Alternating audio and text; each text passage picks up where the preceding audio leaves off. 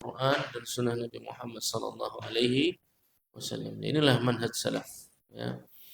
Akan tapi banyak orang yang menyangka dirinya bermanhaj salaf, tapi menyelisihi, ya, menyelisihi perbuatan para ulama salaf. Bahkan ada yang menanyakan, muncul pertanyaan, ya, kalau memang bermazhab itu sunnah, maka para sahabat mazhabnya apa? Jadi pertanyaan-pertanyaan sebenarnya pertanyaan-pertanyaan yang mengandung di dalamnya banyak sekali kebodohan.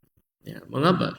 Karena para a'immatul mazahib, al-Imam Ahmad, wa Syafi'i, wa Malik, wa Abu Hanifah, tidaklah berfatwa kecuali berdasarkan dari fatwa para sahabat.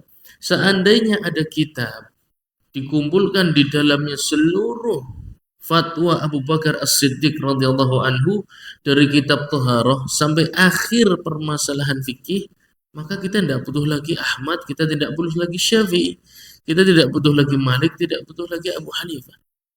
Masalahnya kan tidak ada. Ya, orang-orang yang mengatakan apa mazhab sahabat, taib, kita mengikuti sahabat, bawakan kepada kami, ya, kitab yang menjelaskan tentang ahkam fiqhiyah dari awal sampai akhir. Ini fatwa Muaz bin Jabal, ya, dari awal kitab Thaharah sampai akhir. Kalau ada dibawa sini, maka kita akan mengikuti itu, nggak butuh lagi Ahmad Syafi'i, buat apa? Ya. Kenyataannya tidak ada. Karena fikih mereka diwariskan secara lisan. Ya. Pemahaman para sahabat kebanyakan itu diajarkan secara talaqi, dihafal oleh generasi setelahnya, yaitu para tabi'in. Dan para tabi'in pun melakukan hal yang sama. Ya, pengajaran mereka secara talaqi, dihafal fatwa mereka oleh para tabi'in, barulah sampai kepada a'immatul madzhab. Muncullah ide untuk mengabadikan fatwa-fatwa para sahabat, para tabi'in dalam sebuah kitab. Ya. Dan itu dilakukan oleh murid-murid mereka. Maka jemaah sekalian rahmati Allah Subhanahu wa taala, sungguh mengherankan kalau ada orang mengaku dirinya bermanhaj salaf, tapi dalam berfikih atau mengambil hukum syar'i dari Quran dan Sunnah tidak mengikuti petunjuk para ulama salaf. Ya. Tapi jemaah sekalian rahmati Allah Subhanahu wa taala, kita akan kembali melanjutkan bab yang sudah kita mulai di pertemuan yang lalu, bab salatit tatawwu' wa awqatin nahi. Bab tentang salat-salat tatawwu' atau salat sunnah, ya, salat sunnah, sukarela, tidak ada paksaan. Makna tatawwu' itu sukarela. Ya, jadi kalau antum misalnya nanti ke Mekah, Madinah, ya, ada orang pakai rompi, kemudian di belakangnya ada tulisan amal tatawu'i atau mutatawwi, ya, itu maknanya adalah apa? Orang yang melakukan amalan sukarela, istilahnya apa? Apa? Relawan. Istilahnya relawan.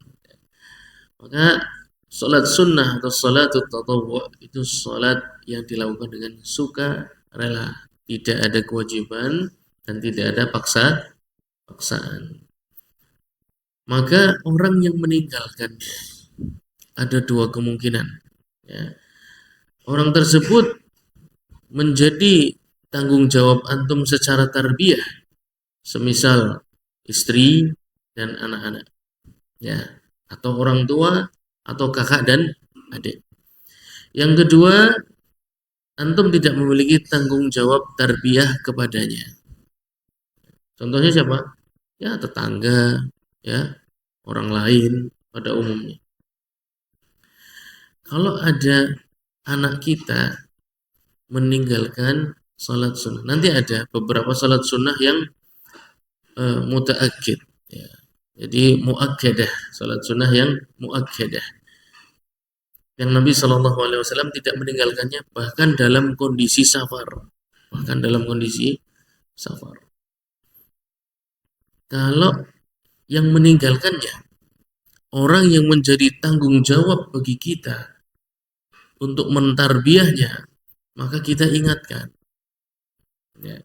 Tapi kalau kita tidak memiliki tanggung jawab tarbiyah, maka harus dilihat dulu apakah orang tersebut betul-betul meninggalkannya atau mungkin melakukannya di rumah. Contoh, ya, sholat sunnah rawatib ba'dal maghrib atau ba'dal isya, ya, antum melakukannya di masjid, kemudian antum melihat ada orang lain, misalnya seorang ustadz, seorang kiai, ya, atau pemuka agama, ya, tokoh-tokoh agama, tidak pernah sholat rawatib, ya.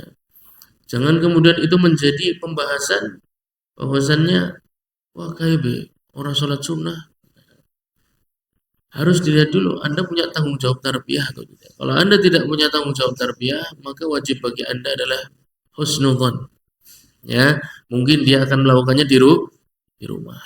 Beda kalau antum punya tanggung jawab tarbiyah. Misalnya siapa? Istri dan anak. Istri dan anak. Setelah salat di masjid, antum boleh tanya, tadi salat sunnah enggak? Boleh, karena antum punya tanggung jawab tarbiyah. Puasa pun sama. Puasa sunnah Senin Kemis tidak ada sejarahnya sesama teman menanyakan pun puasa boleh Senin Kemis, enggak ada. Ya, karena antum tidak punya tanggung jawab tarbiyah. Tapi kepada anak istri boleh Anda menanyakan itu. Ya, jadi untuk mengecek amalan seseorang harus dilihat dulu orang tersebut merupakan orang yang menjadi tanggung jawab antum atau tidak dalam mentarbiyahnya. Kalau orang yang menjadi tanggung jawab antum dalam tarbiyah, maka Anda boleh menanyakan hal-hal yang sifatnya tidak pantas ditanyakan kepada orang lain. Ya, kamu puasa sunnah apa enggak? Kamu kenapa enggak puasa sunnah dan lain sebagainya. Ya, mungkin ada puasa sunnah nanti yang dekat Arafah, ya, puasa Arafah. Ya, puasa. Kemudian ada ustadz, kiai dan yang semisal, antum lagi cari-cari kambing 9 Dzulhijjah. Wah, ustadznya bakso, maka minumnya es teh, kerupuknya 3. Ustadz udah puasa Arafah. Ayo ngisini-sini temen. Apa maning jamaah? Kita tidak berhak untuk menanyakan itu karena kita tidak punya tanggung jawab tarbiyah. Maka kita wajib husnudzon. Bisa jadi dia punya alasan yang lebih kuat. Nah, dia punya alasan yang lebih kuat. Beda kalau yang antum lihat adalah anak sendiri. Ya, tadi malam sudah sepakat, yuk sahur malah bareng. Ya, sahurnya bareng. Jam sangat jadi bocah tuh kucilok di sekolah. Aduh. Antum boleh tanya. Dan anak nggak boleh isbi, jangan seudon dulu bi. Oh, bisa kayak kudu seudon orang anak kedewek. Ya. Karena anak kedewek sering goroi papane, ya kudu sering seudon orang anak kedewek. Boleh antum berkata, istri, ya istri janjinya mau puasa Arafah, ternyata kelihatan lagi GoFood, pesen GoFood, ya, pesen GoFood, mie ayam. Duh, kenapa mi? Abi nggak boleh menanyakan alasannya. Tunggu boleh sekali. Karena seorang kepala keluarga memiliki kewajiban mentarbiyah keluarga. Boleh menanyakan kenapa melakukan, kenapa tidak melakukan. Atau guru kepada murid, kenapa melakukan, kenapa tidak melakukan. Tapi kalau kepada orang yang kita tidak punya tanggung jawab tarbiyah, hati-hati. Ya, karena pertanyaan seperti itu taftish, memeriksa amalan dan isi hati orang lain. Itu tidak boleh dilakukan. Ya, kamu kon alirannya apa? Kon ngajinya nanti. Nah, pertanyaan kan begitu ya sering ya. Kamu ngajinya di mana? Kamu baca kitabnya apa saja? Itu pertanyaan-pertanyaan yang tidak boleh sembarangan dilontarkan. Ya, karena akan menimbulkan goncangan di dalam tubuh kaum muslim dan tidak pernah dilakukan oleh para ulama salaf mengecek amalan dan isi hati orang lain. Tapi kita boleh melakukannya kepada siapa? Mereka yang menjadi tanggung jawab kita secara tarbiyah. Ya, jadi bedakan orang. Baik. Kemarin sudah bicara salat sunnah. Tapi bicara tentang salat sunnah, ada sebuah hadis ya. Nabi Shallallahu Alaihi Wasallam bersabda, "Awalu ma yuhasabu bihin nas yaumal qiyamah as-salah." Yang pertama dihisab yaumal qiyamah dari manusia adalah perkara salat. Ya. Fa in kanat tamah kutibat lahu tamah. Kalau memang salat fardunya sempurna, maka sempurnalah salatnya. Ya. Fa in kana taqas minha syai'an, sedangkan kalau salat fardunya ternyata kurang. Ini dia titik pembahasannya. Nanti akan kita selesaikan. Qala Rabbuna Azza wa Jalla. Seandainya dari salat fardunya ada yang kurang, Allah Subhanahu wa taala berkata kepada para malaikat, "Unzuru hal li 'abdi min tatawwu'in." Coba lihat hambaku apakah punya salat tatawwu. Ya. Fa in kana lahu min tatawwu'in fa atimmu lahu fariidatahu. Seandainya dia punya salat sunnah, maka sempurnakan salat wajib. Salat wajibnya.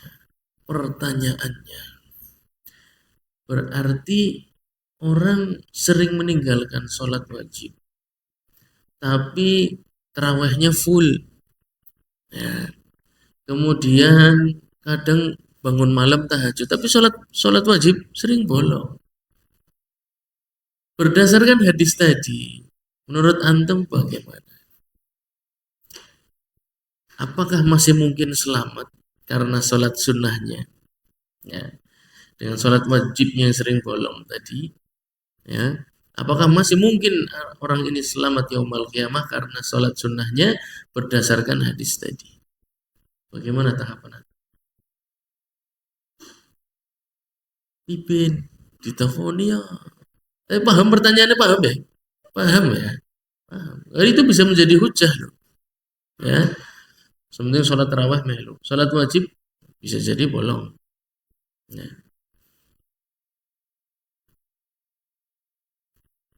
Butuh pirang dina ngomberenung.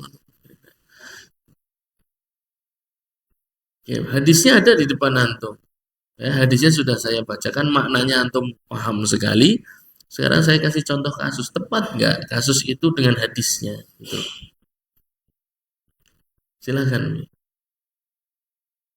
Yang bolong-bolong pahalanya. Oke, yang bolong-bolong pahalanya. Berarti bukan salat wajibnya. Jadi salat wajibnya full, tapi pahalanya ana sing bolong, ana sing setengah gitu ya. Ana sing seprapat, ya ana sing pepek juga. Ya alhamdulillah. Betul yang sampaikan. Masya Allah. Fatahallahu alaik. Barakallahu fiik. Ya. Yang dimaksud tentang hadis ini, ya, padahal lafadznya jelas lah. Fa in intaqasa minha syai', intaqas dari kata naqas. Naqas itu kurang, bukan berarti sholat wajibnya nggak ada loh. Tapi kurang sempurna. Ya. Barulah sholat sunnah itu bisa melengkapi pahalanya, melengkapi kadar wajibnya, atau melengkapi hak Allah Subhanahu wa taala yang harusnya kita berikan. Ya. Oleh karena itu di dalam Kasyaful Ghina dijelaskan, adapun sholat orang yang jangankan meninggalkan, sholatnya full, ya, jangankan meninggalkannya, sholatnya full. Tapi banyak sholat-sholat yang dia bodoh dalam melaksanakannya, ya, karena tidak mau belajar.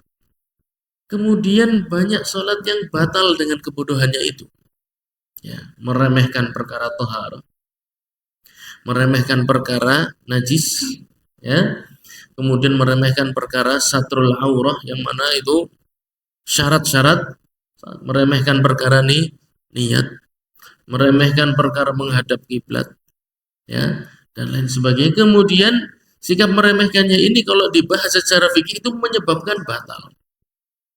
Ya. Loh saya kan nggak tahu apa nggak mau cari tahu, itu kan dua permasalahan yang berbeda. Maka orang-orang yang sholatnya wajibnya pepek tapi batal, sholat yang batal itu tidak mungkin dilengkapi dengan sholat sunnah selama-lamanya. Ya, fa in kana batilan dalam Kasyaful Ghina fa ka'adamihi, sedangkan sholat wajib yang dilakukan tidak memenuhi unsur syaratnya, tidak memenuhi unsur rukunnya, meninggalkan yang wajib dengan sengaja, fa ka'adamihi, dia seperti tidak melakukan sholat, seperti meninggalkannya dengan sengaja, hanya saja tidak sampai derajat kufur. Ya. Sedangkan yang kita bicarakan tadi meninggalkan dengan sengaja lebih parah tentu saja. Ya, yang tidak sah saja tidak mungkin ditambal dengan yang sunnah, apalagi yang jelas dia tinggalkan dengan tinggalkan dengan sengaja. Ada pun yang ditinggalkan dengan sengaja, maka berkaitan lagi dengan hadis. Contohnya salah satunya bersabda Nabi Muhammad sallallahu alaihi wasallam, "Al-'ahdu alladhi bainana wa bainahum tarkus shalah, faman tarakaha faqad kafar." Ya. Pemisah antara kita dengan orang di luar Islam, orang kafir, orang munafik, orang musyrik, seluruhnya. Pemisah antara orang muslim dan di luar muslim itu permasalahan tarkus salah, meninggalkan salat dengan sengaja. Alasannya mau malas, mau apapun, ya meremehkan dan lain sebagainya. Faman tarakaha faqad kafar. Barang siapa yang meninggalkan salat dengan sengaja, maka dia sudah kafar, sudah keluar dari agama Islam. Lalu bagaimana salat sunnah akan nambal dari orang yang sudah kafir? Mustahil. Mustahil salat sunnah nambal untuk orang yang sudah kafir, tidak ada gunanya. Ya. Oleh karena itu ada seorang penelpon tanya waktu itu seorang syekh, gitu, Syekh Saleh Fauzan kalau tidak salah. Ya, hafizahullah taala. Ya Syekh, suami saya punya hutang puasa. Nah, kemarin waktu majelis Ramadan. Suami saya punya hutang puasa kemudian meninggal, belum sempat mengqadha. Bolehkah kami, istri dan anak-anaknya, menggantikan qadhanya? Jawaban Syekh bukan tentang puasa. Suamimu salat enggak? Langsung nangis istrinya. Gelagapan dia.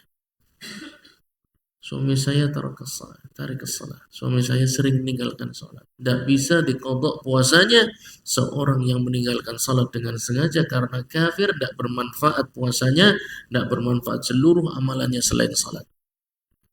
Tidak bisa diganti, tidak bisa diqadha. Bahkan orang kafir tidak bisa didoakan. Mau didoakan keselamatan apa orang kafir? Innal munafiqin, innal kafirin, musyrikin sama tempatnya. Ya. Maka zaman sekalian rahmat Allah Subhanahu wa taala, ingin mengingatkan lagi perkara salat. Muhim jiddan. Ya, sangat penting sekali dan sangat ironi banyak orang memperbanyak salat sunnah tapi dia tidak mau mempelajari syarat, rukun dan wajib tentang salat. Karena yang wajib seandainya hukumnya batil atau tidak sah, ya, maka salat sunnahnya tidak bisa untuk memperbaiki salat wajib tersebut. Dianggap belum salat, akan tapi tidak dihukumi kafir. Ya. Berbeda dengan yang meninggalkan salat dengan sengaja. Maka kalau ingin salat sunnah antum bermanfaat, antum harus belajar dulu ilmu tentang salat, kemudian lakukan salat yang wajib semaksimal mungkin. Baru kemudian salat sunnah. Semoga insyaallah ta'ala salat sunnah itu bermanfaat untuk menaikkan derajat salat wajib kita semua. Baik, itu sekelumit tentang salat sunnah. Maka kalau bicara tentang salat sunnah, semangat untuk melakukan salat sunnah itu harus seimbang dengan semangat untuk mempelajari ilmu tentang salat secara umum. Jangan sampai salat sunnah banyak-banyak tidak bisa untuk memperbaiki apapun dari salat kita. Karena apa? Salat kita yang wajib masalahnya sampai menyebabkan salatnya tidak sah. Ya. Baik, jemaah sekalian rahmatullah subhanahu wa ta'ala, kemarin sudah salat sunnah yang akad yang paling ditekankan adalah salat khusuf, ya, salat khusuf. Kemudian istisqa, kemudian tarawih, ya. kemudian apa? Kemarin udah khusuf, istisqa, kemudian tarawih, kemudian witir, ya, kemudian witir. Wa huwa sunnah muakkadah. Wa ruwiya 'anil imam man taraka al-witra 'amdan fa huwa rajul su' la yanbaghi an tuqbala lahu syahadah. Memang meninggalkan salat witir hukumnya tidak makruh secara syariat. Tapi Imam Ahmad menganggap orang yang bermudah-mudahan meninggalkan salat witir, maka urusan dunianya kemungkinan banyak masalah. Mengapa? Karena salat witir itu ibadah yang sangat ringan. Cuma berapa? minimal itu 1 rakaat dan baca dengan surat yang paling pendek. Dan Anda boleh mengambil wajib-wajibnya saja, ya. Kemudian tasbih 1 kali, subhana rabbil a'la 1 kali, rabbana walakal hamdu. Tahiyat cuma sampai Allahumma sholli ala Muhammad, assalamualaikum, assalamualaikum. Sangat mudah dan sangat ringan.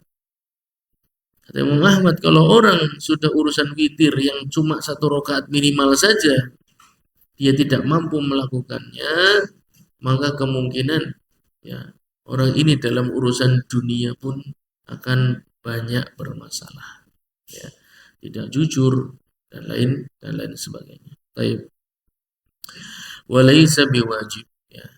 Dan salat witir, tarawih, ya, kemudian witir hukumnya tidak wajib tentu saja. Yuf'alu baina salatil isya wa tulu'il fajr. Jaraknya tarawih dan witir itu antara salat isya sampai tulu'il fajr, sampai matahari terbit, ya, 1 malam penuh. Wa waqtuhu min salatil isya, setelah salat isya, walau majmu'atan ma'al maghrib taqdiman ila tulu'il fajr. Nah, wa akhiru lailin liman yathiqu bi nafsihi afdal. Nah. Wa aqalluhu raka'ah, kemarin kita sudah sebutkan paling sedikit salat witir itu berapa? Paling banyak salat witir antum langsung ketemu batasnya dulu, ya. Salat witir paling sedikit 1 rakaat, paling banyak 19. Oh, 11. Soalnya ada yang 9, ada yang 11, jadi 19, ya. Paling sedikit 1 rakaat, paling banyak 11. Tuh, rentangnya segitu, ya. Kemudian sifat salat witir ada berapa? Ada 3. Yang pertama, 1 kali salam, 1 tasyahud, 1 salam. Yang kedua, 2 tasyahud, 1 salam. Yang ketiga, 2 tasyahud, 2 salam. Ya, semuanya boleh. Dan Nabi SAW melakukan ketiga sifat tersebut hanya saja dengan jumlah yang berbeda-beda. Ada yang beliau SAW mengutamakan 2 tasyahud, 2 salam. Contohnya yang paling afdal di witir yang jumlahnya 3 rakaat. Di sifat yang lain Nabi SAW sard 5 sampai 7, ya, langsung tidak duduk kecuali di rakaat yang terakhir. Ada lagi Nabi SAW mengutamakan duduk tapi tidak salam. Nanti salamnya di tasyahud yang terakhir. Baik. Wa aktsaruhu 11 raka'ah yusalliha masna. Ya, perkara salat 2 rakaat 2 rakaat karena dia salat malam, maka dilakukan 2 rakaat 2 rakaat. Kalau salat malam 4 rakaat langsung hukumnya bagaimana? Mari kita sudah jelaskan. Kan ada ya yang tarawihnya 4 rakaat langsung. Ya. Salatul laili masna. Salat malam itu jumlahnya 2 rakaat 2 rakaat. Dilakukan kaifiyahnya 2 rakaat 2 rakaat. Kalau langsung 4 rakaat,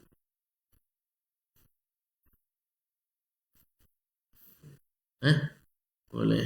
Boleh mutlak, apa ada makruhnya dikit. Baik, kita tunda obrolan itu, tapi hukumnya dalam mazhab Imam Ahmad, fatwa beliau menunjukkan hukumnya makruh tapi sah.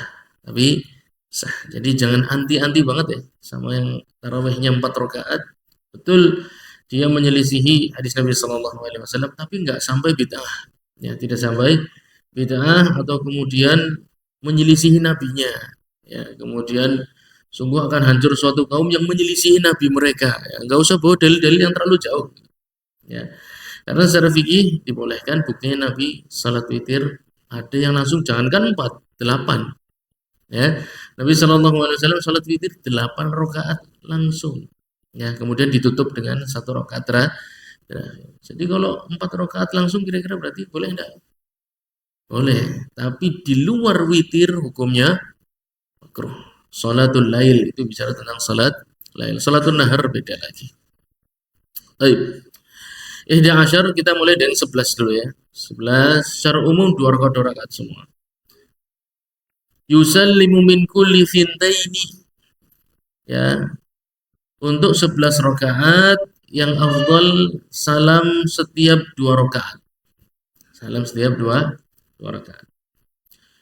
Kemudian yutiru biwahidah, kemudian ditutup dengan 1 rakaat. Jadi dua, dua, dua, dua, dua, setiap 2 salam, setiap 2 salam, setiap 2 salam. Sampai 10 berarti ya. Kemudian tambah 1 rakaat, kemudian saya salam. Ini adalah sifat paling afdal untuk sholat witir 11 rakaat.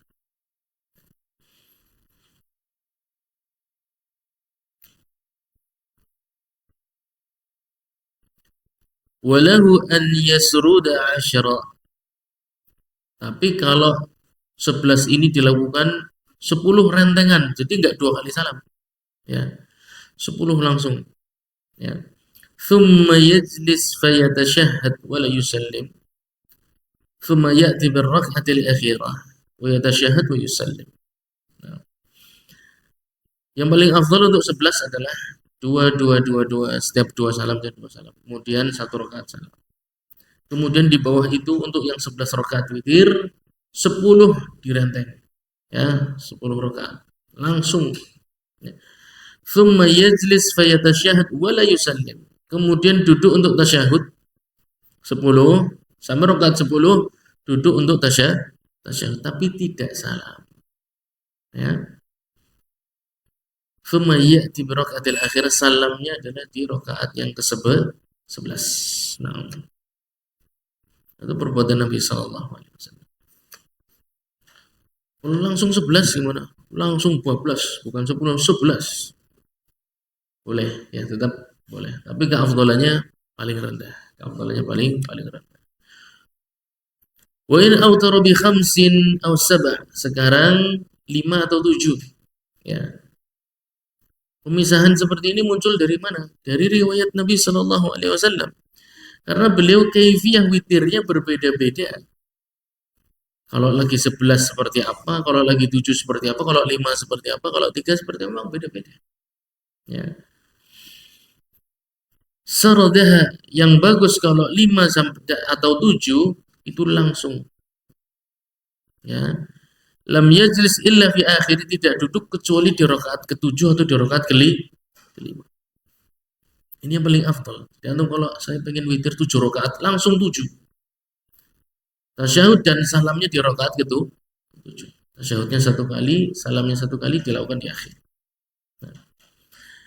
Li hadithi Ummi Salamah kana Rasulullah sallallahu alaihi wasallam yutiru bisab'in wa bi khamsin la yafsilu bainahunna bisalam wala kalam. Ya. Nabi sallallahu alaihi wasallam, aku melihat Nabi sallallahu alaihi wasallam witir dengan 7 atau 5 rakaat. Kalau witirnya 7 atau 5 rakaat, pasti modelnya kayak gini. Ya. Jadi Nabi sallallahu alaihi wasallam kalau amal sendiri yang tidak di hadapan orang banyak, itu memilih yang paling afdal. Tapi beliau sallallahu alaihi wasallam kalau beramal di depan manusia memilih yang paling mudah. Memilih yang paling ya. Karena untuk sendiri, maka beliau milih yang paling afdal. Maka disimpulkan oleh para fuqaha, untuk witir yang antum niatkan 5 atau 7 rakaat, maka yang paling afdal adalah duduk tasyahud dan salamnya langsung nanti di rakaat yang ke-7.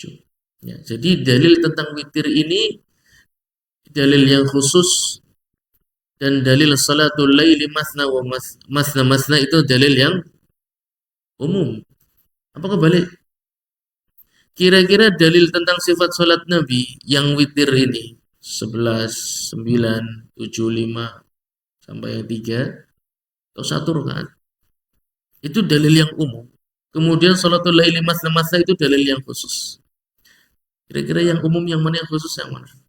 Dari penjelasan kita tadi. Dalil salatul laili masna itu umum. Sedangkan dalil salatul witir itu khusus. Mengapa? Karena salatul laili umum. Penyebutan witir tentu lebih khusus. Lebih khusus. Maka dikedepankan dalil yang khusus. Jadi nggak bisa orang mengatakan bisa nih Bisa 5 langsung. Kan sholatul laili masa-masa, betul. Sholatul laili masa-masa itu umum. Umumnya sholat lain itu masna-masna. Tapi begitu dihadapkan dengan dalil khusus, maka kita mengutamakan dalil yang khusus. Ya. Adapun 5 dan 7 rakaat, kata Ummu Salamah radhiyallahu anha, la yafsilu bainahunna bisalam wala kalam. Nabi tidak memisahkan satu rakaat pun dengan salam ataupun zikir yang lain. 5 langsung, 7 langsung. Kalau 11 dua salam, dua salam, dua salam, dua salam. Yang paling afdal begitu. Tapi kalau 5 atau 7, dua salam, dua salam, dua salam, terus kemudian ditutup dengan rakaat satu terakhir salam. Boleh apa enggak? Boleh apa enggak? Boleh. Saya katakan 3 sifat sholat witir semuanya boleh. Yang kita bicarakan adalah afdal yang dipilih oleh Nabi Shallallahu Alaihi Wasallam untuk dirinya sendiri. Ya, tidak ada orang yang melihat, maka itu yang paling afdal. Nah, wa in autara bi tis'in, sekarang yang 9 rakaat. 11, 7, 5, 9. Yasruduha thamaniyah. Thumma yajlisu aqiba raka'ati thamina wa yatashahhad tashahhudul awwal wa li yusallim thumma yusalli raka'ati tasi'ah wa yatashahhad wa yusallim. Nah, adapun di 9 rakaat yang paling afdal adalah sampai di 8 jangan duduk. Ya, apa-apa antum ngicipi salat witir 9 kayak yang akeh. Ya kalau antum kaifiahnya 2 rakaat ya banyak. Tapi coba bacanya kulhu coba. Ya, kulhu 8 rakaat cepet dong. Ya. Kemudian ruku subhana rabbiyal azim. Sallallahu liman hamid rabbana walakal. Sujud subhana rabbiyal a'la. Rabbi firli subhana rabbiyal a'la. Allahu akbar. Insyaallah enggak terasa capek. Ya, boleh enggak? Boleh sekali. Ya, siapa bilang salat malam harus panjang-panjang? Ya, boleh, pendek boleh. Yang enggak boleh itu yang nggak sholat, betul. Kalau nggak sholat baru atau pendek orang apa sih, penting lakoni kok belajaran ya pendek tapi istiqomah. Kadang antum lagi kenteng, waktunya luang, kadang iman berada di syarah, iman itu kadang berada pada puncaknya. Ya, antum tunaikan puncak iman antum. Ya, 11 2 kali salam, wis buh rampungnya kapan? Soalnya deleng jamnya tutup wis. Ya. Deleng jam marai rundak. Aduh, jam 9 ya, jam 9 ya, turun-turun, ngesuk. Kalau lagi semangat iman, tutup aja lah jamnya, apa matikan. Udah nikmati salat 11. Ya. Kadang semangat tapi orang patia. Semangat tapi orang patia. Ya turunin dari 11, 9. Ya. Kalau 9 yang afdal kefiahnya gimana tadi? 8. Langsung 8, 14. Kemudian tasyahud tapi tidak salam. Bangkit lagi. Di rakaat ke-9 baru tasyahud dan salam. Tapi kalau 9, aku pengen kayak 11 lah. 2 kemudian ditutup dengan salam, boleh juga. Ya. Tapi kita bicara yang afdal. Nah, liqauli Aisyah, persaksian dari Ummul Mukminin radhiyallahu anha wa ardhaha, wa yusalli 9 raka'atin la yajlisu fiha illa fi tsaminah. Ya. Nabi sallallahu alaihi wasallam salat witir 9 rakaat. Tidak duduk di antara ke-9-9-nya kecuali di yang ke-8.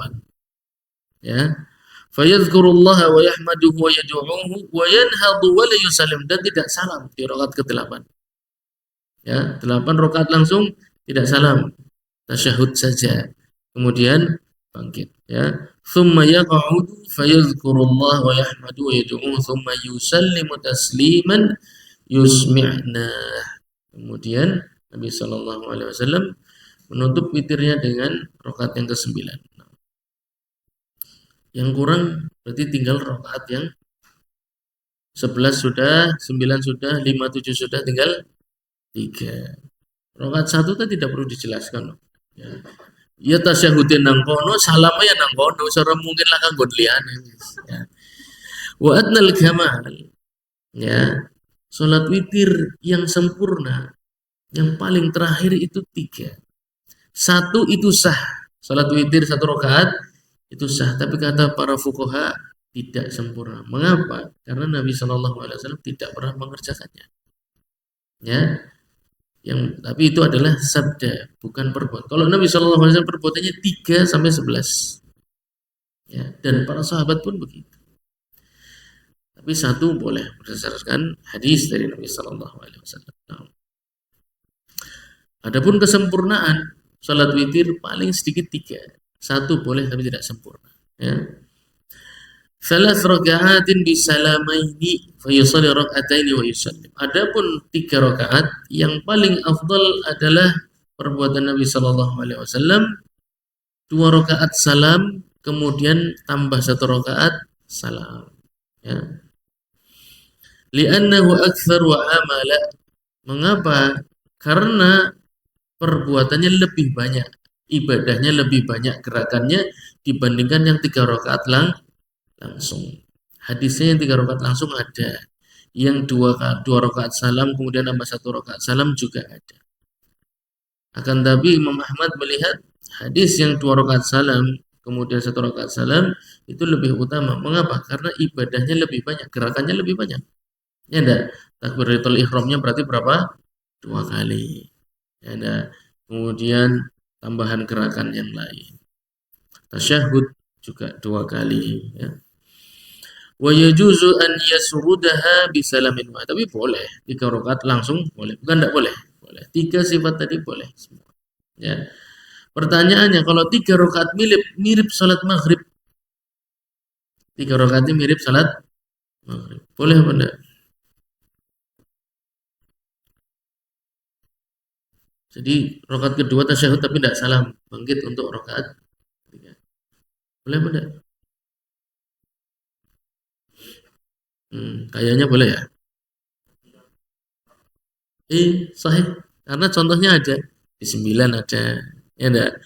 Kemudian di 11 juga boleh, ya kan?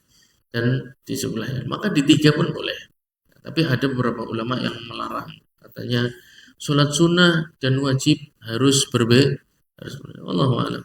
Kan tapi ini yang kami dapatkan boleh mirip dengan sholat maghrib, boleh. Hanya saja yang paling afdal bukan yang itu. Yang paling afdal adalah 2. Jadi afdal itu bukan berarti kehati-hatian loh. Antum jangan katakan untuk kehati-hatian, maka tidak ada istilah kehati-hatian untuk sesuatu yang boleh. Kehati-hatian itu kalau melakukan yang lain terjerumus pada kesalahan itu kita kehati-hatian. Ya. Adapun semuanya boleh, antum jangan bilang kehati-hatian. Ya, karena boleh. Hati-hati itu terhadap sesuatu yang tidak boleh. Ya. Baik. Wa yaqra'u man autara bi thalath. Adapun salat witir yang 3 rakaat, ada petunjuk bacaan surat yang khusus. Selain 3 rakaat tidak ada. Ya, berarti umum bacaannya. Nah, salat witir 5, 7, 9, 11 itu tidak ada dalil khusus menyebutkan afdolnya surat ini, enggak ada. Maka boleh surat apapun. Tapi khusus untuk yang rakaat 3 rakaat witir dengan 3 rakaat ada anjuran khusus ya, untuk surat yang dibaca. Yaqra'u man awtara bits-thalath fil ula. Ini penjelasan man awtara bits-thalath kalau antum tahu. Ini matanya Raudhul Murbi. Kalau orang bacanya Zadul Mustaqni, dia akan mengatakan yaqra'u fil ula, berarti kena di seluruh penjelasan. Ya, terkena di seluruh penjelasan. Dan ada orang-orang yang berani membuka majelis Zadul Mustaqni tapi dia belum pernah baca syarahnya. Itu orang zalim. Ya. Orang zalim, jahil, dan dia akan bertanggung jawab yaumul qiyamah kalau fatwanya salah. Dan tidak membawakan apa yang ditulis oleh penulis yang sebenarnya. Tapi bawa apa karpet dewek. Ya. Maka orang tidak boleh buka majelis kitab, dia mengatakan ini kitab yang sederhana. Kalau Raudhul Mubi itu kitab berat, bukan begitu, bukan berat dan sederhana, bukan. Ini bukan masalah timbangan bukunya. Ya. Masalahnya Anda nggak boleh menjelaskan kitab sederhana kecuali Anda sudah tahu penjelasannya. Anda belajar kitab sederhana, ngajar kitab sederhana seperti orang lulusan SD ngajar SD. Boleh enggak? Nggak boleh. Nggak ada guru SD. Lulusan apa Bu? Pendaftar guru SD. Saya lulusan SD Pak. Nggak ada. Ya. Rata-rata S1, S2, baru boleh mulai SD. Ya. Dia belajarnya cuma matan kecil, kemudian ngajarnya juga matan kecil. Tidak boleh. Anda harus naik level dulu untuk bisa mengajarkan matan kecil itu. Karena kita fikih semakin sederhana bahasanya, itu semakin banyak kemungkinan maknanya. Ya, maksudnya apa ya? Semakin susah loh. Ya, kita fikih semakin sedikit, semakin ringkas, semakin yuk kita belajar fikih, bae sing tipis, kuwi sing paling angel. Ya. Karena apa? Penjelasannya nggak disampaikan di situ, tapi di kitab yang lain. Ada yang mengkritik ketika saya membuka Raudhul Murbi. Kenapa Anda pakainya Raudhul Murbi? Itu kan kitab besar. Harusnya untuk para tulabul ilmi, salah besar. Raudhul Murbi itu kelebihannya, matan dan syarahnya jadi satu. Matannya muktamad, syarahnya muktamad. Saya tidak perlu mikir, saya cuma ngasih tahu aja. Beda kalau antum pakai matan kecil, Umdatul Fiqih misalnya, Zadul Mustaqni, antum butuh jelaskan panjang lebar. Raudhul Murbi itu justru lebih ringan tugasnya bagi saya, bagi yang menyampaikan itu lebih ringan. Mengapa? Matanya di situ, penjelasan di situ. Ya, tak contohkan. Matan Zadul Mustaqni mengatakan, yaqra'u fil ula, membaca di rakaat pertama bisabbih dengan surat setelah Al-Fatihah, sabbih isma rabbikal a'la. Raudhul Murbi mengatakan, wa yaqra'u man autara bi tsalas. Ya. Bagi yang sholat witirnya 3 rakaat, itu matanya raud. Ya. Kalau Anda nggak baca raud, cuma Zadul Mustaqni, maka mengatakan sabih itu termasuk di 3 rakaat, termasuk di 5, termasuk di 7, termasuk di 11. Dan itu diulang maring wong. Tanggung jawabnya sampai akhirat, bahaya. Ya. Man kadzaba alayya muta'ammidan falyatabawwa maq'adahu minan nar. Barang siapa yang menggunakan hadis-hadisku, ya, berdusta di atasnya, maknanya tidak sesuai, ya, hukumnya tidak sesuai yang dikandung oleh hadisku, maka siap-siap duduk, siapkan tempat duduknya di api neraka. Ya. Contoh yang semisal, ya, ketika Imam Ahmad mengatakan hadis Anas bin Malik radhiyallahu anhu tentang Nabi Shallallahu Alaihi Wasallam sholat di Mekah 10 hari, mengqashar salat selama 10 hari. Imam Ahmad fatwanya apa? Lebih dari 4 hari tidak boleh qashar. Ya. Safar yang lebih dari 4 hari tidak boleh qashar. Ya. Berarti meninggalkan sunnah Nabi dong. Nabi fatwa Mekah itu di Mekah 10 hari mengqashar. Ya, maka berfikirlah dengan sunnah, dengan dalil, jangan pakai perkataan Ahmad, Syafi'i dan teman-teman. Itu menyelihi sunnah. Burung rampung.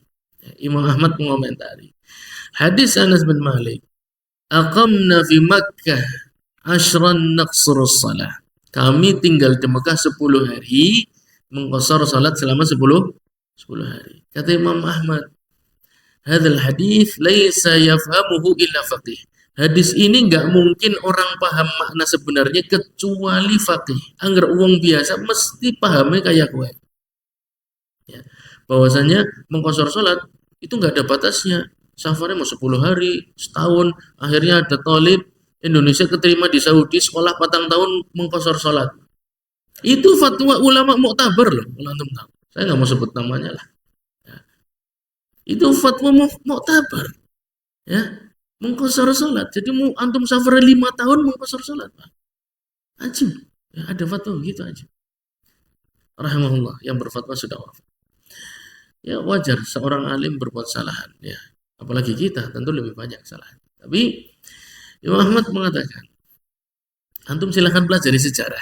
Ya, nggak mungkin orang bisa berpikir tanpa pelajari sejarah, tidak mungkin. Beliau mengatakan, Nabi Shallallahu Alaihi Wasallam ketika Fathu Mekah itu tidak ingin menuju Mekah pada asalnya.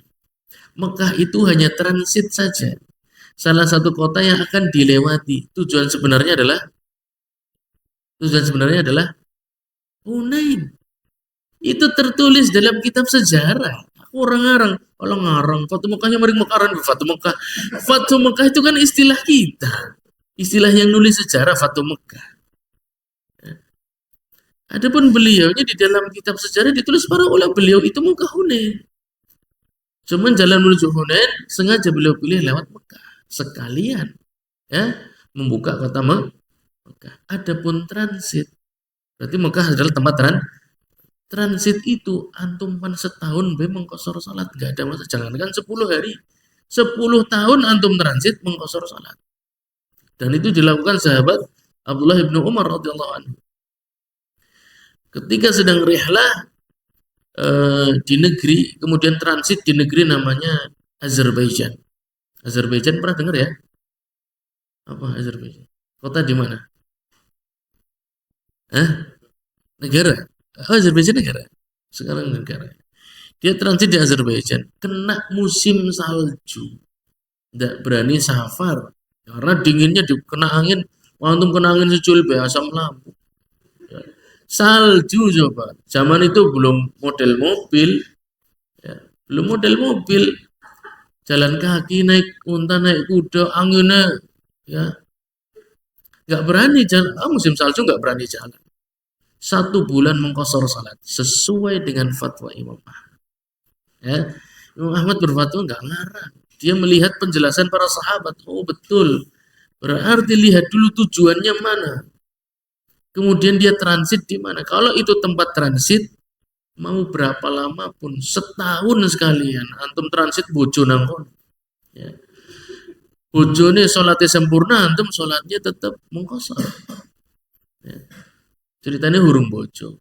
Saya tidak menasihati yang sudah menikah kemudian transit dadoknya antum sih ngomong loh. Ya,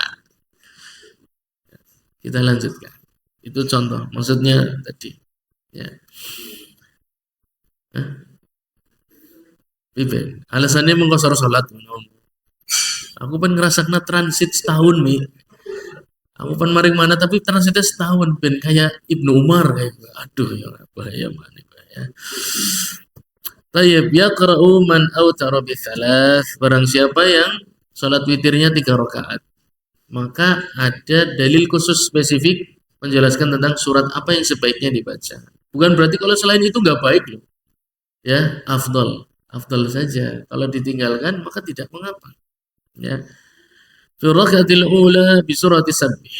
Ya, dengan surat Sabbih isma rabbikal a'la. Wa fi rakaatil tsaniyah bi surat Qul ya ayyuhal kafirun. Ya. Wa fi rakaatil tsalitsah bi suratil Ikhlas ba'dal Fatihah. Kalau antum ketemu imam yang setiap witir 3 rakaat baca ini, jangan bilang, "Alah witirnya baca ini kue mani." Gak bisa. Kenapa? Karena Nabi SAW sering membaca surat-surat ini khusus di witir yang 3. Makanya jangan-jangan saya heran dengan orang yang begitu. Seandainya Nabi masih hidup mungkin ditahfir juga Nabi. Ya. Tidak sesuai dengan sunnah. Nabinya tidak sesuai dengan sunnah.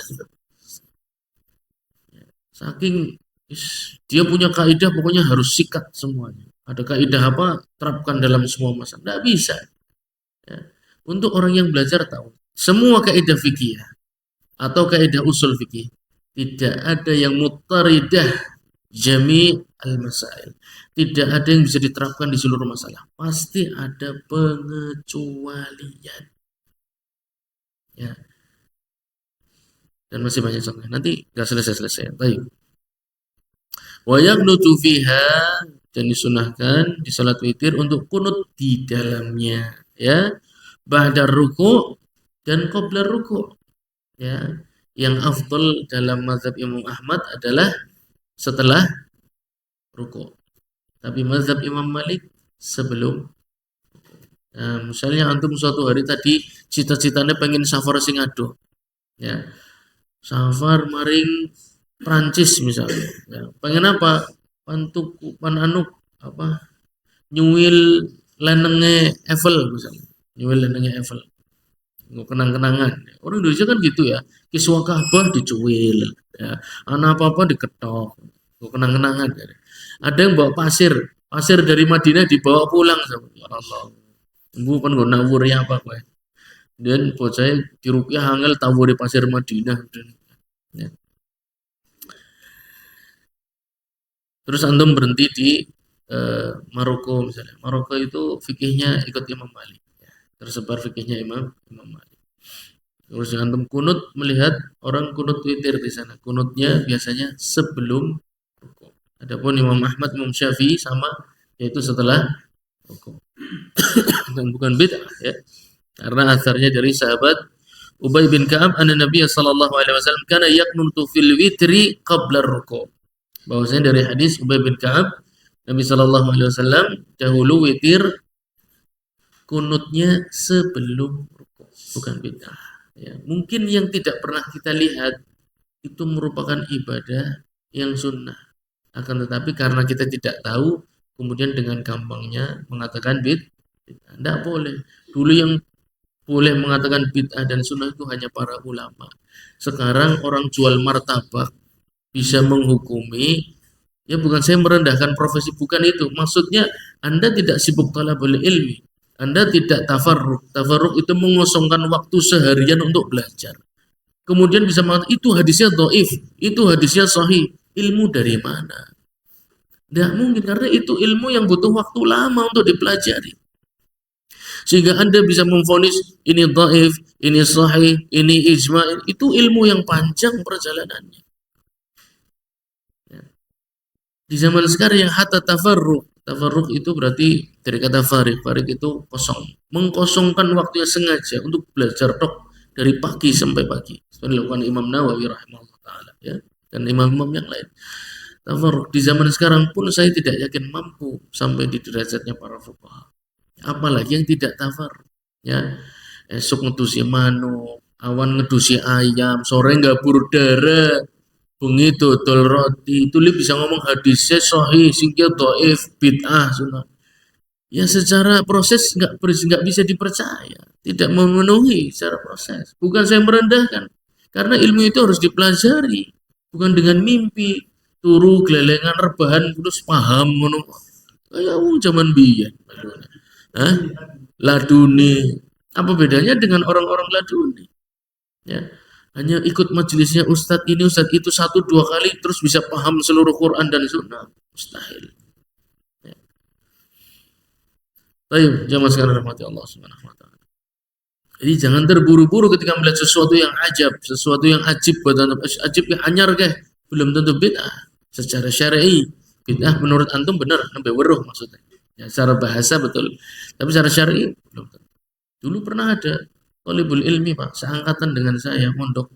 Namanya sebut saja, waduh,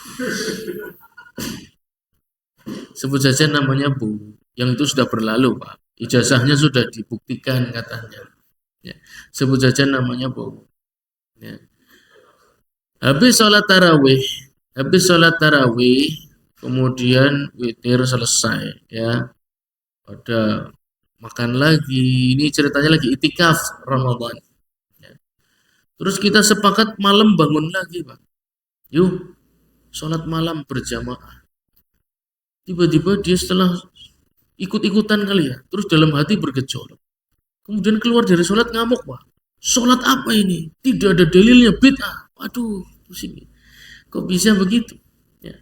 Padahal itu adalah fatwa para sahabat. Nanti akan sampai fatwanya kepada antum. Dari sahabat Anas bin Malik. Ya, bahwasanya jangan kembali. La tarji'un ila li khairin tarjuna. Jangan kembali untuk sholat lagi kecuali untuk melakukan kebaikan. Jangan kembali ke masjid ini kecuali untuk melakukan kebaikan. Maksudnya dimaksud adalah salat malam meskipun berjam. Nanti ada fikihnya. Imam Syafi'i, Imam Ahmad dan jumhur fuqaha mengatakan boleh. At-taqib namanya. Salat malam berjamaah setelah ditunaikannya salat tarawih berjamaah dan salat witir masih boleh. Sendiri boleh, berjamaah juga boleh. Dan sama sekali bukan bid'ah. Tidak ada yang mengatakan bid'ah. Saya tidak tahu ya, mungkin ada juga ulama zaman sekarang mengatakan bid'ah, tapi para fuqaha salaf lebih selamat ilmunya. Tentu saja insyaallah taala. Dan mereka tidak ada yang mengatakan bid'ah. Fayarfa'u yadayhi ila sadrihi, kemudian ketika kunut jangan lupa mengangkat kedua tangan setinggi dada, ya, setinggi dada. Tinggi sekali di atas. Semakin tinggi semakin baik. Supaya sinyalnya lancar kayak antena, Pak. Ya. Itu kalau pakai logika begitu, ya. Tapi kita pakainya syara', kita pakainya syariah. Ya, petunjuk para sahabat riwayat para sahabat bahwasanya Nabi SAW ketika kunut witir itu mengangkat tangan setinggi dada, ya.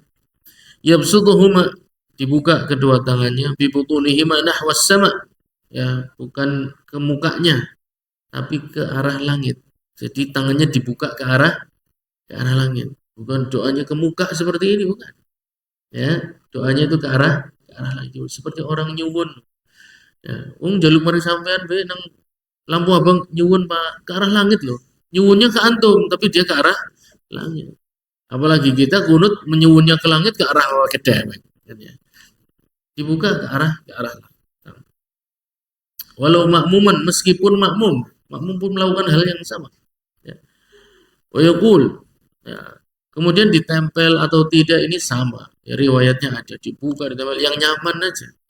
Ya, yang nyaman antum merasa lebih posisinya semakin fakir, semakin butuh, semakin merasakan sebagai orang yang lemah, maka lakukan itu. Ya, karena menempel atau tidak ini boleh semua, nggak ada masalah. Ya. Tapi tadi kadar yang dianjurkan setinggi dada dan dibuka mengarah ke langit. Nah, wa yaqulu jahra, kemudian mengucapkannya dengan jahr. Doa yang pertama, ya, yang banyak dilewatkan. Ya, sekarang banyak orang memvariasi doa kunut, ya. Banyak memasukkan doa di dalam kunut witirnya. Berbagai macam doa, dari yang sunnah sampai yang bukan bid'ah. Maksudnya dari yang nabawi sampai yang tidak nabawi. Nabawi itu berarti lafadznya dari hadis. Yang tidak nabawi itu misalnya lafadznya dari sendiri. Ya, dari sendiri. Doa yang pertama, Allahumma hdini fiman hadait, ya. Ya Allah, berikanlah kepadaku hidayah sebagaimana Engkau memberikan kepada orang-orang sebelum kami. Dan ini merupakan kandungan inti di dalam surat yang paling penting di dalam Al-Quran, yaitu suratul Fatihah. Ya. Setelah memuji Allah Subhanahu Wa Taala, kita diperintahkan untuk meminta hidayah. Maka ini adalah doa yang paling. Kalau antum keder nyumpan doa apa kepada Allah Subhanahu Wa Taala, mintalah doa yang paling penting dalam hidup kita adalah hidayah. Hidayah itu apa? Ya, umainang di anaknya siapa? Ya kan, anak sih karena Nur Hidayah. Ya, kemudian Hidayah Nur juga ada, Nur Hidayah ada, Hidayah Nur ada. Ya. Baik, kalau antum bertemu dengan lafaz hidayah, maka ada dua, mengandung dua. Yang pertama taufik, yang kedua irsyad. Itu pun terkandung di surat Al-Fatihah. Ya, taufik lil amal, hidayah untuk beramal. Itu toh seperti orang yang berjalan dengan satu kaki. Ya. Yang kedua hidayah irsyad atau ilmu. Hidayah ilmu. Ilmu toh juga sama seperti orang yang berjalan dengan satu kaki. Kapan seorang manusia akan berjalan menuju Allah Subhanahu wa taala dengan lurus, dengan baik ketika berada di atas kedua kaki. Yang satu amal, yang satu ilmu. Amal tanpa ilmu itu seperti kaum Nasrani. Wal ilmu tanpa amal seperti kaum Yahudi. Maka hidayah harus menolak dua sifat dari kaum Nasrani dan Yahudi. Sudah dapat, aku alhamdulillah oleh hidayah. Banyak orang mengaku sudah mendapatkan hidayah. Akan tetapi datang majelis taklim sibuk. Waduh, pan mlebu surga sibuk, pan mlebu ndi? Pan mlebu surga sibuk, pan mau kemana coba? Kan aneh ya, ada orang nggak datang taklim alasan sibuk. Lo mau kemana? Terus mau kemana? Pertanyaannya. Atau punya ilmu, taklimnya banyak, ya, bahkan termasuk hadir di pengajian-pengajian akbar yang biasanya layosen nutup dalan, ya, dari jam 8 malam sampai jam 3 pagi. Tapi subuh ilmunya katanya hakikat, bukan makrifat, hakikat. Punya ilmu berarti, tapi tidak Berarti ilmunya nggak bermanfaat. Ya. Berarti belum dapat hidayah orang begitu.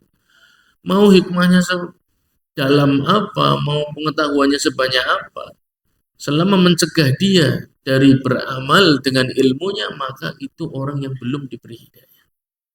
Ya. Atau yang satu lagi, ya, amalnya kenceng, ya, banyak sekali, sholat sunnah semangat, puasa sunnah, hanya ini Daud masih kurang, puasa Daud masih kurang buat saya. Qiyamul lail full, jadi sejak bangun sampai subuh nggak tidur lagi Pak. Habis subuh nggak tidur, tidurnya kapan? Pas kerja Pak.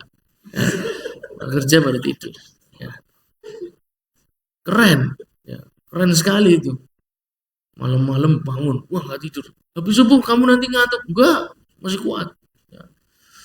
Sarapannya abot mana ya. Sampai kantor ya, masuk kantor, duduk di meja sudah. Sampai istirahat siang baru bangun lagi. Maka ilmu tanpa amal itu bukan hidayah. Amal tanpa ilmu pun bukan hidayah. Kapan seseorang dikatakan sudah mendapat hidayah dari Allah Subhanahu wa taala? Ketika dia diberikan hidayah untuk memahami Quran dan Sunnah. Ya, dengan pemahaman para sahabat yang dijelaskan oleh para ulama salaf. Kemudian dengan itu, dengan ilmu tersebut dia mengamalkannya ini. Ya, antum harus banyak bersyukur kalau sudah dimudahkan untuk menempuh jalan tersebut. Dan banyak yang menukar jalan ini dengan dunia. Contoh, dia bekerja di sebuah instansi atau di sebuah lingkungan kerja yang baik. Ya, di dalamnya diajarkan ilmu-ilmu syar'i, di dalamnya banyak taklim. Tapi kurang akeh mukafaah. Ya. Bukan tidak cukup, kurang akeh beda. Ya, tidak cukup dan kurang banyak itu beda. Ya. Kemudian dia cari tempat lain, nekat ke kota besar, ya, mencari sesuatu yang lebih besar lagi. Tapi lingkungannya sulit. Teman-teman solehnya sedikit. Kebanyakan orang-orang munafik. Dia kehilangan ghirah dan semangat untuk belajar. Yang tadinya sudah nyaman, belajar ilmu syar'i sudah nyaman sekali. Ya, bahasa Arab dia belajar, fikih dia belajar, akidah dia belajar, hadis dia belajar. Beramal pun mudah, teman-teman menuju kebaikan banyak. Tapi dia tukar untuk urusan dunia. Ini bukan berarti nggak boleh ya, tapi coba pertimbangkan. Ya, jadi untuk memilih kota besar untuk mencari nafkah, pertimbangkan juga apakah saya mampu mempertahankan hidayah ini di kota tersebut atau tidak. Atau bahkan sampai ke luar negeri. Ya, aku pan mangat mari Jepang, saya kira lagi usum Jepangan ya. Jepangan, Koreanan, gak lagi usum. Pan Jepangan bela, sewulan 20 juta. Ya. Aku pan mangat Saudi lah, kerja ngono jadi supir boran. Apa melu bangun masjid. Ya. Mengejar kota-kota besar. Ya. Ke Saudi betul itu kota yang banyak sekali ulamanya, talabatul ilminya banyak, masjidnya banyak, taklimnya banyak. Tapi di sana niatnya mau kerja ya nggak dapat apa-apa. Sangat banyak. Ya. Sudah sampai Saudi Arabia. Ya, itu yang namanya sholat wajib masih lewat waktunya tuh sangat banyak. Ya. Atau bahkan bermaksiat di sana sangat banyak. Bahkan terjadi di kota Mekah. Terjadi. Ya, ada sebuah daerah yang menjadi sarang orang-orang banyak berbuat kezaliman dan kemaksiatan di sana. Waliyadzubillah, nasallallahu alaihi wasallam. Kita lanjutkan ya. Wahiyya min Allah at-taufiq wal irsyad. Ini kalau antum tidak baca Raudhul Murbi rugi. Ikut majelis Zadul Mustaqni, nanti hati-hati. Kalau antum ketemu Ustadz membahas kitab Zadul Mustaqni, antum tanya syarahnya apa? Ya. Antum pakai syarah apa? Ya saya syarahnya dari banyak kitab apa? Karena syarah itu ada yang muktamad, ada yang tidak muktamad. Ada syarah yang inti, yang memang menjelaskan, ada syarah yang melebar kemana-mana. Ya, menjelaskan sehalaman ini sampai 3-4 jam. Ya, syarahnya melebar kemana-mana. Syarah inti yang hanya fokus pada lafaz matan saja. Ya, itu penting. Ya. Allahumma hdini fiman hadait, berarti antum meminta kepada Allah Subhanahu wa taala sesuatu yang paling penting, tertulis di dalam surat yang paling penting dan menjadi inti dari surat tersebut. Ya, inti dari surat Al-Fatihah adalah permintaan hidayah. Hidayah itu dua, amal dan ilmu. Barang siapa yang hanya dapat satunya berarti belum hidayah yang sempurna. Belum mendapatkan hidayah dari Allah Subhanahu wa taala. Dan sering tertipu, ya. Banyak orang tertipu ketika sudah alim, terus bisa bahasa Arab, punya hafalan Quran, merasa sudah oke, ya. Tapi kemudian amalnya sulit. Sholat berjamaah di masjid malas, ya. Atau kemudian muamalah sering nipu, ya. Banyak berdusta, banyak berbohong janji dan lain sebagainya. Waliyadzubillah, nasallallahu alaihi. Ya. Maka hidayah itu dua, taufik wal irsyad. Taufik itu amal, irsyad itu ilmu. Wa'afini fiman afait. Nah, dan selamatkanlah aku dari berbagai macam keburukan dan mudahkanlah aku dalam melewati berbagai macam ujian. Ya, afiyah, mu'afat. Ya, wa'afini fiman afait. Ya Allah, berikanlah aku mu'afat sebagaimana engkau telah memberikan itu kepada orang-orang sebelum kami. Manusia itu pasti mengalami yang namanya asqam, ya. Asqam itu dari kata suqam, itu hal-hal yang tidak mengenakan. Yang kedua, balaya dari kata baliyah, ujian, ya. Nah, untuk melewati berbagai hal yang tidak mengenakan dalam hidup antum dan ujian supaya kita lolos, ya, berhasil melewati ujian itu dengan baik, antum butuh mu'afat dari Allah Subhanahu wa taala. Itu doa yang luar biasa. Ini doa inti dalam qunut witir. Ya. Wal mu'afat an yu'afiyaka Allah minan nas wa yu'afiyahum minka. Bagus sekali penjelasannya ya beliau rahimahullah taala. Dalam Rud beliau mengatakan mu'afat itu Allah menjadikan engkau selamat dari keburukan manusia dan Allah menjadikan manusia selamat dari keburukanmu. Ya. Jadi kalaupun kita punya keburukan, Allah mudahkan supaya kita nggak jadi zalim. Mengapa? Karena setiap manusia pasti berdosa. Tidak mungkin ada manusia nggak berdosa. Ya, kullu bani Adam khata' itu sudah pasti. Tapi jangan sampai khotoknya itu zolimnya kepada bani Adam atau hakul adami itu musibah. Ya. Kenapa? Karena hakul adami itu Allah Subhanahu wa taala tidak mengampuni kecuali pemiliknya memaafkan. Jadi kalaupun kita punya keburukan, kita punya watak jelek, jangan sampai jeleknya itu berkaitan dengan hakul adami. Supaya bisa begitu minta kepada Allah Subhanahu wa taala supaya jeleknya itu cuma perkara tentang aku dan engkau saja ya Allah. Jangan sampai berkaitan dengan durhaka kepada orang tua. Jangan sampai berkaitan dengan tidak memberikan anak saya haknya. Jangan sampai berkaitan dengan saya menzalimi istri. Jangan sampai berkaitan dengan hal yang begini jeleknya saya. Kalaupun saya jelek pasti jelek. Ya. Karena kita ini memang bani Adam khata. Dalam tubuh kita ini isinya najis. Ya. Kita sudah pasti jelek. Tapi Allah semoga jeleknya itu cuma antara aku dan engkau saja, nggak perlu sampai nyakitin orang. Ya, itu mu'afat. Atau Anda baik, ya. Yang kedua, tapi orang-orang sekitar Anda jelek. Jangan sampai kejelekan mereka itu mempengaruhi aku dan menggangguku dan menyakitiku. Luar biasa, ya. Masalah sebuah doa yang sangat penting bagi kita. Karena keburukan dari orang-orang itu bisa buruk. Tapi Allah itu dengan izinnya bisa membuat keburukannya nggak ke antum. Ya, itu banyak sekali kejadian. Ya kayak nggak mau aja. Orangnya nakal, jahat, zalim, ya begal. Tapi pas lagi ketemu antum bisa berubah pikiran, itu sangat banyak kasus begitu. Ya. Seperti ada pernah cerita yang seorang wanita muslimah di negeri kebanyakan orang kafir. Ya. Suatu hari dia pulang kerja larut malam. Ya, karena ada suatu hal transportasi yang kesulitan harus berjalan kaki. Melewati tongkrongan bocah nom. Yang mana lingkungan itu biasanya adalah para penjahat. Ya. Tapi malam itu para penjahat itu diam saja. Perempuan ini sudah Takut betul karena nggak tahu apa yang akan dihadapi. Kemudian dia membaca ayat-ayat Allah Subhanahu wa taala di dalam perjalanannya. Alhamdulillah perjalanannya lancar. Ya. Tapi besoknya dia baca koran, penjahat tersebut masuk penjara karena membegal, merampok dan membunuh seseorang. Dilihat jamnya. Kejadiannya persis setelah aku lewat. Jadi setelah perempuan itu lewat, ada orang lagi yang lewat. Langsung disikat sama begalnya. Ya.